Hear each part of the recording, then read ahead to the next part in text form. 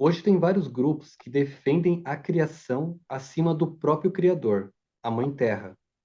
Gostaria que o Gabriel explicasse qual o perigo e objetivo de adorarem a natureza. A gente tem grupos como a Nova Era que faz isso, a Wicca, né, que são as bruxas, né, e também os órgãos governamentais que falam bastante sobre isso, né? Então você pode falar sobre esse assunto. Muito bem, obrigado. Muito bem, a mãe natureza. Isso é um princípio que os demônios mesmo criaram. Não vou dizer são pessoas, são os demônios, porque os demônios trabalham com pessoas, ok? Como Deus trabalha também com pessoas. Quem cria essas teorias, essas doutrinas, são eles através dos homens, ok? Desde o princípio, houve sempre duas ou três teorias, uma verdadeira e outras contrariando a verdade. Então, o perigo que existe entre a natureza, que é a nossa mãe natureza, faz parte do princípio dos satanistas, faz parte da teoria dos próprios demônios, para confundir a mente das pessoas, como existe a teoria do evolucionismo, ok? Cada época vai surgindo para se conformar com a realidade, com o pensamento atual do pessoal que vive naquela época. Porque eles podem trazer um mito que vai chegar uma sociedade, uma época em que aquela sociedade vai rejeitar aquele mito. Vão descodificar que aquilo é mito. Então, a intenção é justificar, para justificar continuar com os mitos, vão criar outro mito de acordo à realidade da sociedade em que se vive, para que seja aceite até o momento em que outra sociedade vão rejeitar e criar mais outra, assim sucessivamente. Eles são especialistas em criar teorias, ok? Teorias ou mitos, crenças fundadas em mitos. E eles são pessoas formadas, PhDs, ok? Na academia, são cientistas. Eles vão formar, vão criar essas pessoas para que sejam creditados, porque ele tem crédito, ele tem academia, ele tem pensamento, ele pensa. E a academia lhe dá essa oportunidade de o fazer, porque ele é formado e tem o último grau acadêmico. Então, o que ele vai falar, todo mundo vai ouvir. E até vão lhes dar poder e oportunidade deles criarem teoria em que será famoso na defesa daquela teoria, para que seja respeitado, para quando ele falar, o mundo ouça, ok?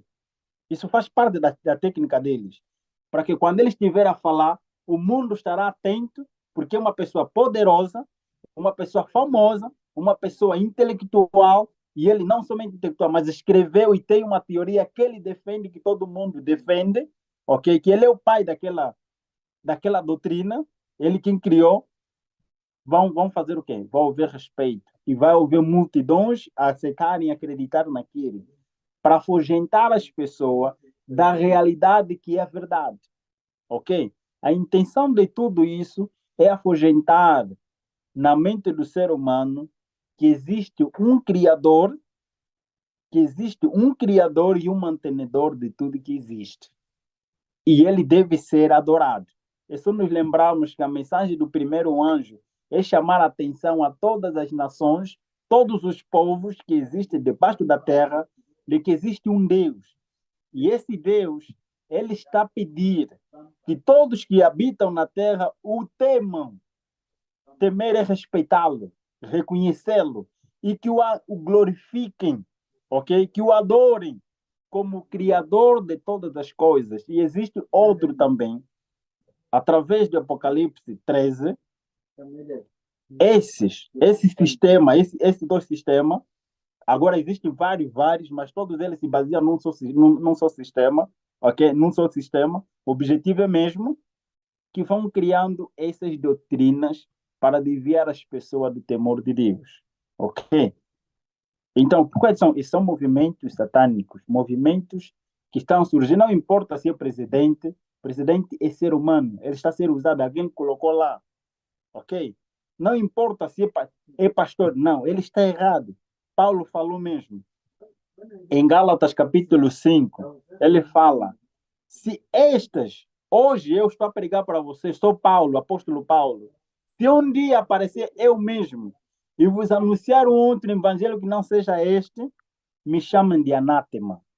Ainda eu que estou aqui, se um dia aparecer dizer não, o que eu falei no passado não é verdade, é mentira. Me chamem de anátema. Então começam a me dizer que eu estou apostatado, porque a verdade não muda, ok? Então todas essas doutrinas têm a ver com as teorias que o inimigo e seus anjos criaram para confundir a mente das pessoas que adoram a Deus em espírito e em verdade. A natureza é criatura. Até o próprio há um filósofo, de Pitágoras, não Pitágoras, não é Pitágoras, na época dos Tales, eu me esqueço o nome, ele até diz que eu estou escrevendo um livro que fala mesmo acerca disso, da evolução. Estamos a falar, aí está se debater entre a academia e a religião e a fé, essas coisas todas. Estou a escrever algo que tem a ver com isso, ok?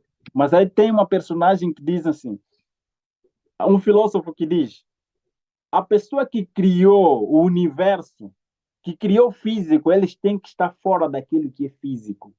Que criou o espiritual, ele tem que estar acima daquilo que é espiritual. Então, se ele criou a moral, ele tem que ter a moral absoluta, ok? Então, nada existe do nada. A natureza é mãe. Por que é mãe? Alguém criou a natureza. Quem criou essa natureza é Criador, Deus, ok? Então, só para dizer que todas as teorias, temos professores, também já tive professor na universidade, que era um ateu. Não, ele não era um ateu, ele acreditava na encarnação. Não sabia, praticamente o que ele mostrava, não sabia se ele também era de quê, mas era um panteísta, ok? Que falava que fazem da natureza como um Deus, mãe natureza. E eles procuravam nos incentivar. Até conta essa experiência lá no livro. Que esse mesmo professor é um professor acadêmico, respeitado na academia, no nosso país e na universidade em que nós estávamos, que é a Universidade Pública número 1 de Angola. Ele era um mentor da própria disciplina dele, era respeitado a nível do país como único, com aquela cadeira em literatura em língua inglesa. Ele não acreditava, dizia que a natureza, Deus não existe. A natureza é Deus. Deus não existe, mas a natureza é Deus. Até que houve um tempo, no terceiro ano, onde depois de eu conhecer ele, porque comecei a estudá-lo, antes de eu contrapor, comecei a estudá-lo, em que ele acredita, por que ele acredita daquela forma, e por que tem que discordar dele, e por que tem que concordar com algumas coisas dele. No terceiro ano, tive o privilégio de falar com ele, de discordar com ele. A primeira pergunta que ele fez na turma, quando ele chegou, era: as pessoas que acreditam, Deus existe? Ele fez essa pergunta: Deus existe? Todo mundo disse: sim, existe. Ele disse: todos que acreditam que Deus existe, levantem as mãos. A maioria, todos da sala levantaram a mão. Eu não levantei a mão nesse momento. E ele perguntou: ok, todos vocês que levantaram a mão, ele viu, disse que alguém não levantou a mão. Eu vi, alguém não levantou a mão. Também vai ter a pergunta dele. Todos aqueles que dizem que Deus existe, alguém pode justificar? Ele disse que Deus não existe. Ele dizia: Deus não existe. Todo mundo estava justificando: não, Deus existe. Agora perguntou: por que Deus existe? Começaram a falar: ele é o criador de todas as coisas. Ele disse: não, estás errado.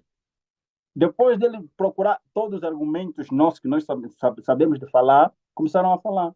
E ele perguntou agora para mim: Gabriel, por que você não levantou a mão? Eu disse: eu não levantei a mão porque a pergunta está errada. Deus não existe. Para mim, Deus não existe. Ou ele perguntou: por que não existe? Eu perguntei: a filosofia nos ensina que tudo aquilo que existe, se existe, tem existência. O sinônimo de existência para nós significa algo que tem princípio, tem meio e tem fim. Isso é algo que existe, ok? Mas que o professor, de acordo com a pergunta do professor, para este ser, ele não existe, porque ele não tem princípio, nem meio, nem fim. Então ele é. Ele disse: por quê? Eu disse: sim, Deus não existe. Porque se ele existisse, ele teria um historial no princípio, no meio e no fim. Ele não tem esse historial. Ele é. De eternidade a eternidade, ele é. E a filosofia nos ensina, e o professor nos ensinou mesmo, que não segundo O pensamento que o Senhor nos ensinou, tudo aquilo que é. Aquilo que é. Não importa o tempo que vai passar, vai continuar a ser, é. Então disse, ele é, ele não existe. Porque ele da eternidade, a eternidade, ele é. Então a natureza teve um princípio, tem o seu meio e terá o seu fim. Por isso que até os próprios cientistas justificam que o mundo tem. Agora, está a haver mudança, está a acontecer algo que nos indica que terá um fim. Isso é que a própria ciência está dizendo. Então, a natureza tem princípio, fim e meio. Deus que criou não tem princípio, nem meio, nem fim. É isso aí. Amém, Amém. amém. Muito bom. A gente tem até um texto para complementar com o que o Gabriel falou aqui na Bíblia. Falando do próprio Deus, Apocalipse 1:8, eu sou o Alfa e o Ômega, diz o Senhor Deus, o que é, o que era e o que há de vir, o Todo-Poderoso. Amém. Amém. Amém. Louvado seja o nome de Deus.